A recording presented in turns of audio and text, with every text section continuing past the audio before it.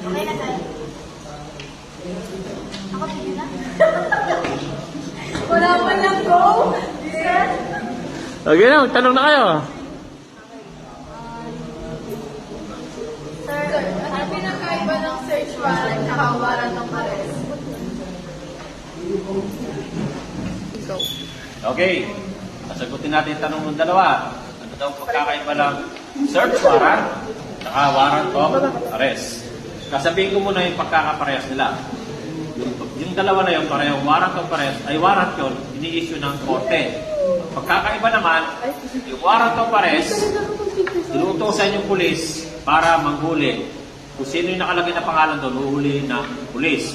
Yung search warrant naman, inuutosan yung pulis para maghalugtog sa pag-aari o bahay ng isang tao na mayroong tinatagong kontraband. Yun ang pagkakaiba. Yung isa, para humuli, yung isa, para mag-search and seizure. Nakuha mo, yun ang pagkakaiba. Pero pareho silang warrant na galing sa